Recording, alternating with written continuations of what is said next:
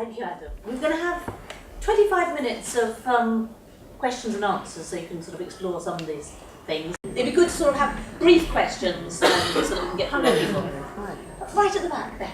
Can I thank you for what you've written and also for what you've just said, and certainly for that last part, which I think you didn't write, but was absolutely correctly chosen. If I could write a song like that, I wouldn't need to write it. I'm aware of that, but it's also choosing it, and choosing also what we were watching while we were listening. Well, thank you. But I want to say that one of the things that appalls me is a thing that I think, in a way, you might have explained in terms of what we learned from the First World War. It's again to listen to all politicians from whatever context talking about the First World War now. And one listens to, for example, the shadow education secretary on television about a month and a half ago. And he was asked to talk about the First World War and what the celebrations or not were going to be. And the thing that was appalling was, in the whole of the time he spoke, he did not mention the fact that young men were driven onto those war fields. He never mentioned the numbers. He never mentioned the fact, and yes, of course there were a lot of officers killed, but the vast proportion of people who died on both sides were people who were poor and people who were working class. And it is something that is absolutely horrifying that that's not the very first thing that is said. We know what Gove is saying, we know what the Tories are saying, we know what a lot of the Lib Dems are quietly saying. But when a Labour politician doesn't have that at the first time, then I feel that it's really a time that all of us have got to be saying to all of them, this is absolutely appalling. It's not a question, sorry. It is actually. I agree with you 100%. And of course, politicians will only say and do as much as we make them say and do in any country. Over here. Can I respond very briefly to the remark about the Labour Party? Don't forget one thing. The Labour Party is a war criminal party. Yes. Anybody who is surprised or appalled by what a Labour shadow spokesman on education says is a lunatic. Horrified, yes, but not surprised. Can I come back and say that I don't want to do any discredit to the book or the people who fought or the people who resisted. They were tested in a way I think most people in this room have not been tested.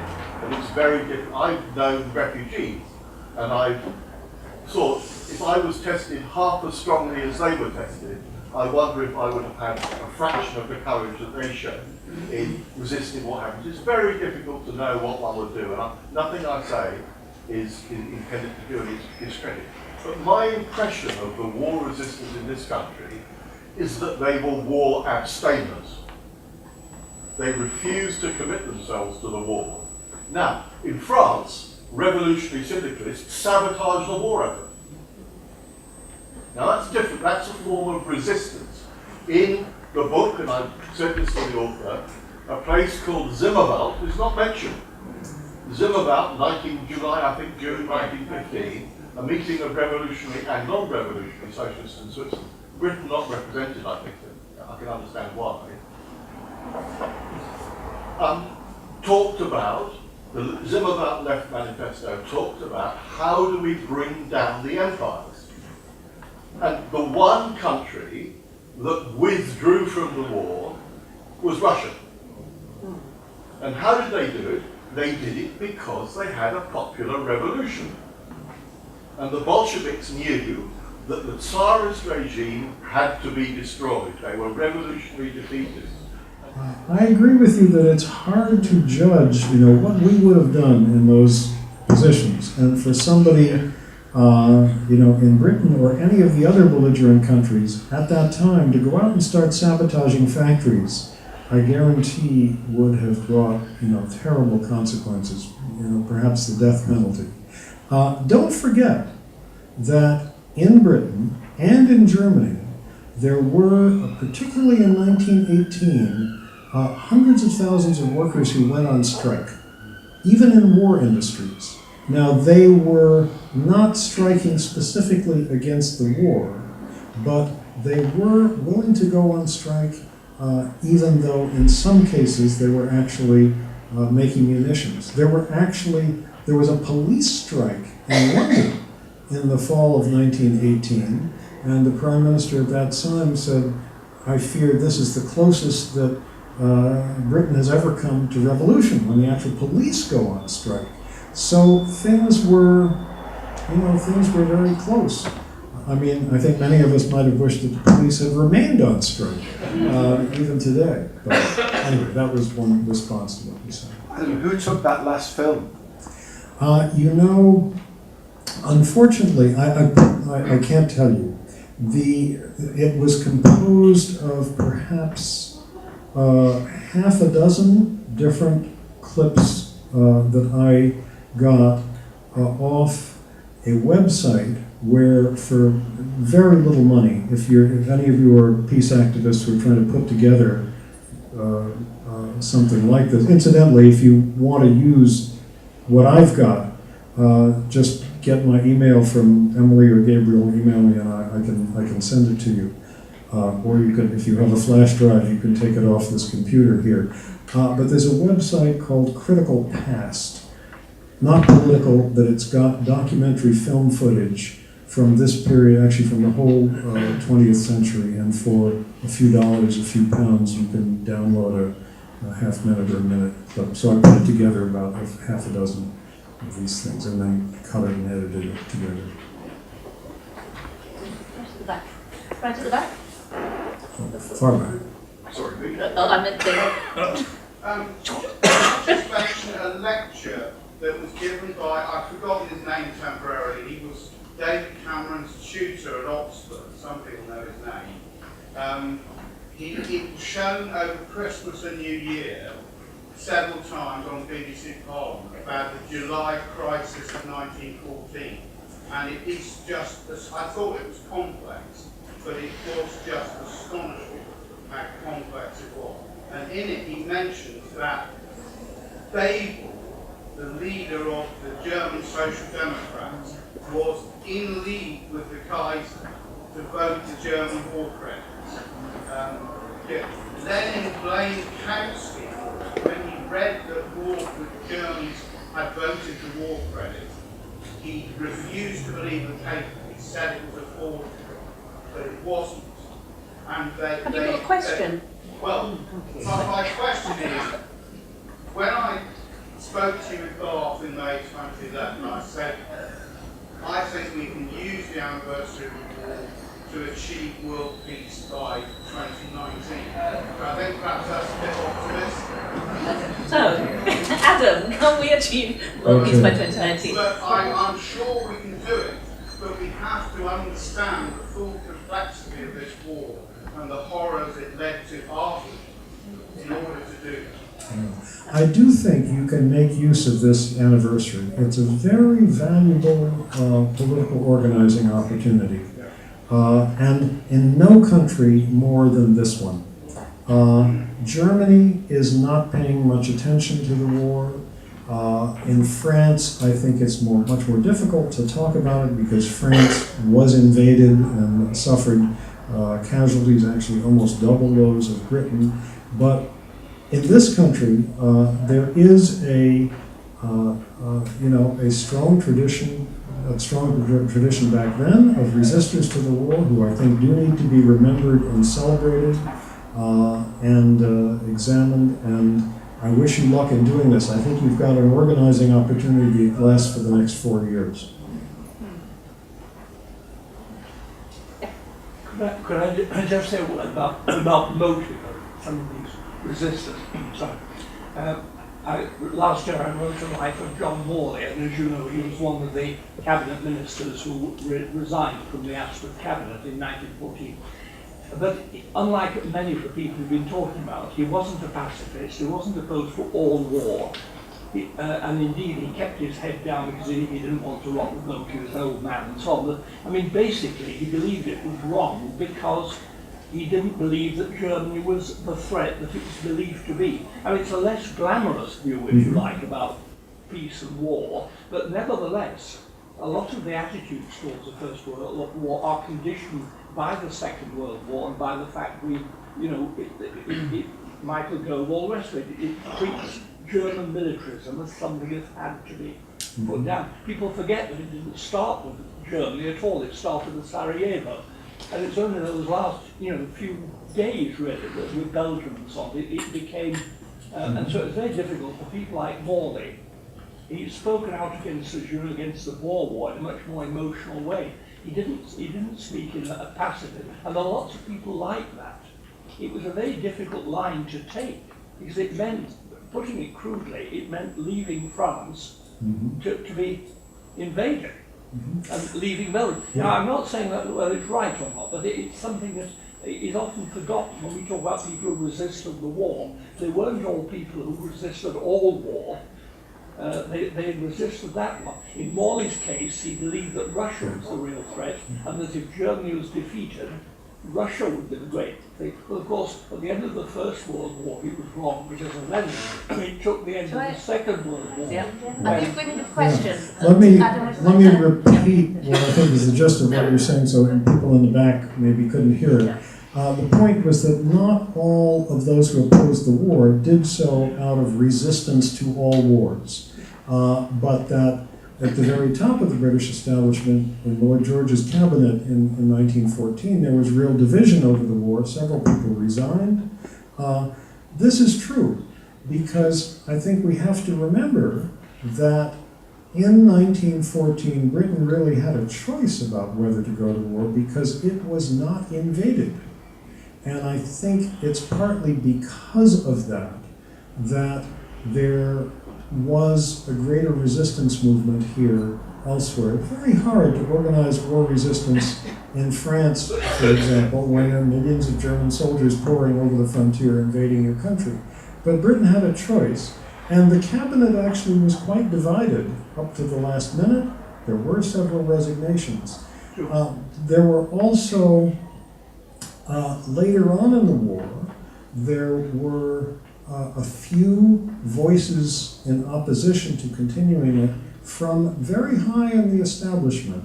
Lord Lansdowne, who had been, you'll have to help me, I think he'd been foreign minister at one point and had had several other cabinet positions. In 1917, he wrote a letter to the Times, which the Times refused to publish, and so it had to be published in another newspaper, saying, this war is killing off.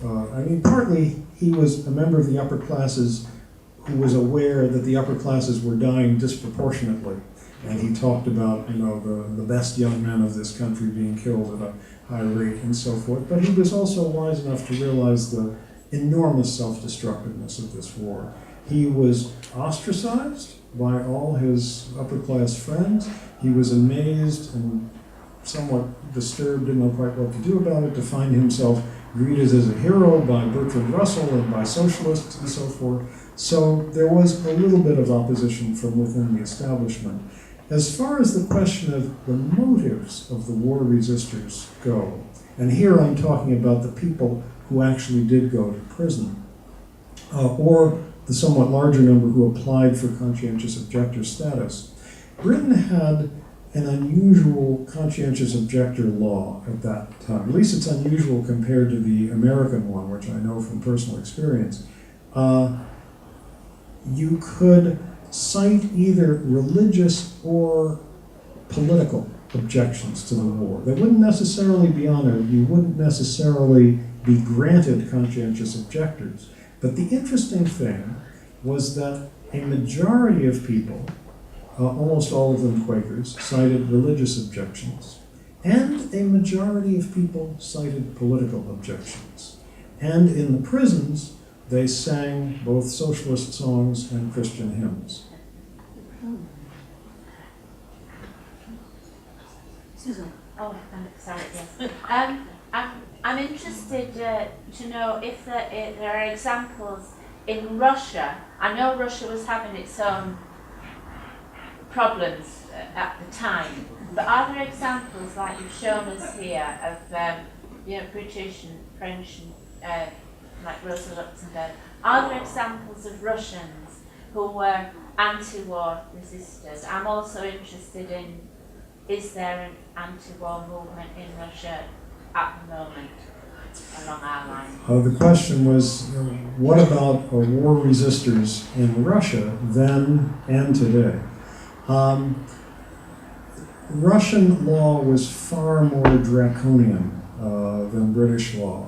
So you could not, and Russia was swept by an enormous wave of patriotic fervor for the war, just like all the other countries, but in some ways it was particularly strong in Russia, especially among in ruling circles, because Russia had basically lost the war to Japan in 1905, and it was considered particularly humiliating to lose to an Oriental power. And so, Russian generals and so forth were terribly eager to go to war in 1914 and prove that they could fight just as well as anybody else. It was not possible to be openly opposed to the war in Russia during the war. You would have been immediately slapped in prison. There were about 800 religious objectors who were in prison in Russia, mostly Jehovah's Witnesses and the like.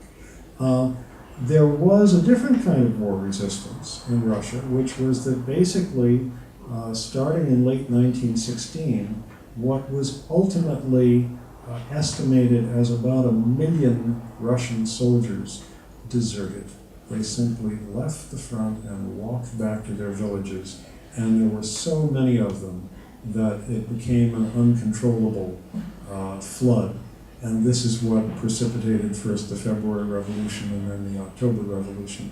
It was just quite clear that the army was not willing to fight anymore. So it wasn't an organized and vocal resistance movement with its own newspapers and so forth in the way it was in Britain, but it was a resistance, people voting with their feet, as Lenin, I think, said.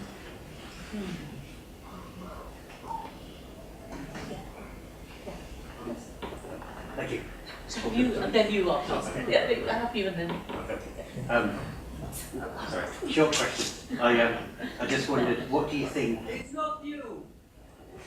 Sorry? Okay, go. No, of course him. Then him. Oh, okay.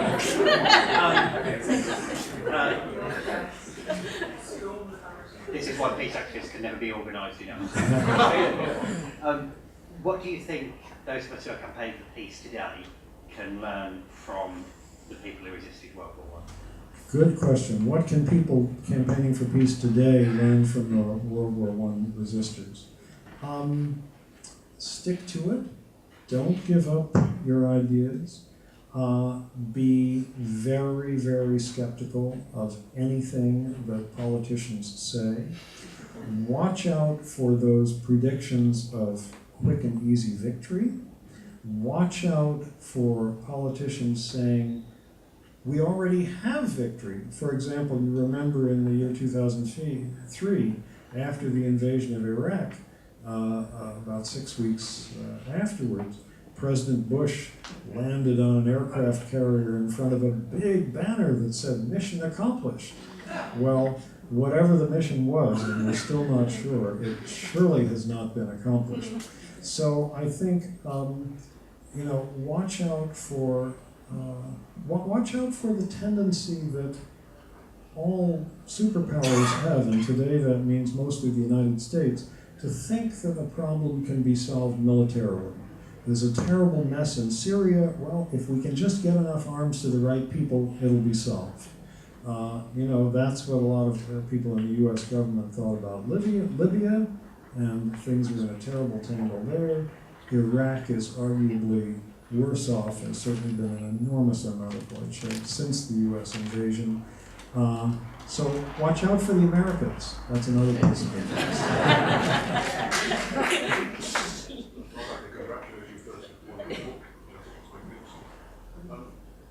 Going back to Lord Lansdowne and Emily Courthouse, doing a bit of very modest research myself in the Imperial War Museum, I was struck by the fact that there was much activity both at sort of Lansdowne level, but also with grassroots pressing for a negotiated peace in 1960, obvious failure of the solemn face. About the time, in fact, there was a change of government in the end in this country. And I'm just wondering why you think it didn't take off. So the question is, why did various efforts to have a negotiated peace in 1916 not take off? I think that you have to answer it at several levels. I think that the Germans were still convinced that they could win the war. And I think many people on the Allied side were convinced, if not that they could win the war, that they had to continue to fight because the German army was occupying, a fairly wide strip of northern France and a huge swath of Russia. And that if, you began peace negotiations in a situation like this, where the German army actually occupied a lot of Allied territory, it would be surrendering to them in some way.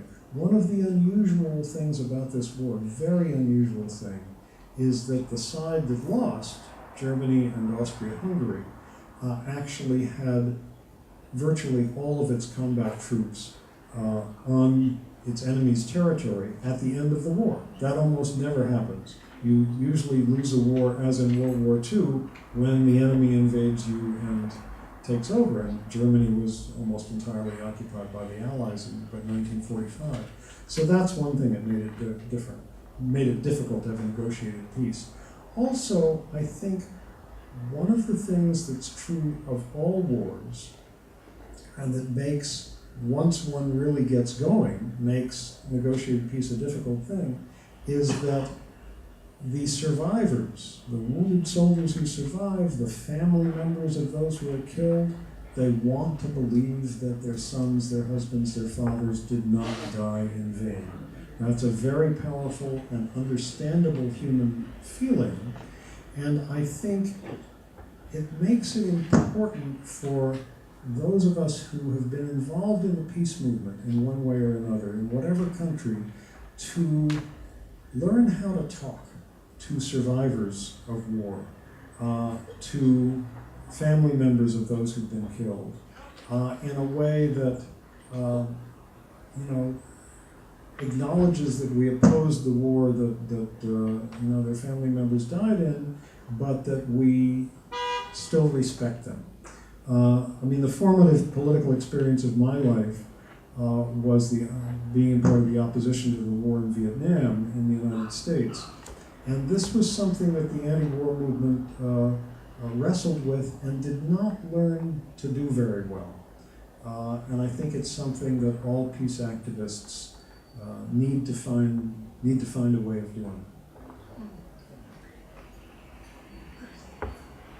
Yes. Yes. I just say I'm a bit worried actually. Not usually worried, but I think we're going to win World War I. There's so much public opinion now against the government line, and so many activities are going on, conscientious objectives, peace history conference, God knows what. I think we're going to win. And the problem for me is, do we take our eye off the ball? Because the ball is today, not 100 years ago. Yeah. If you had a meeting tonight to talk about Trident nuclear submarines, you wouldn't fill this place, you'd have half of it. David Pogg will know, London region. You'd be lucky to get a third of the people here. We're now a base for drones. We nearly had a war against Syria, all but. We have major arms sellers around the world. All these are the focuses that are actually going on now. And I feel myself completely drawn in to World War I. I'm really campaigning for it. You've never mentioned Benedict XV, he's one of my boys. And I'm totally in, but please, can we keep our eye on the ball of today? And another thing we have to keep our eye on, of course, of the revelations that we've had in the last few months about the intelligence agencies of your country and mine. Yeah. If they're listening in through this microphone tonight, I hope they're finding it interesting. Only remains before me to ask you to thank Adam very much for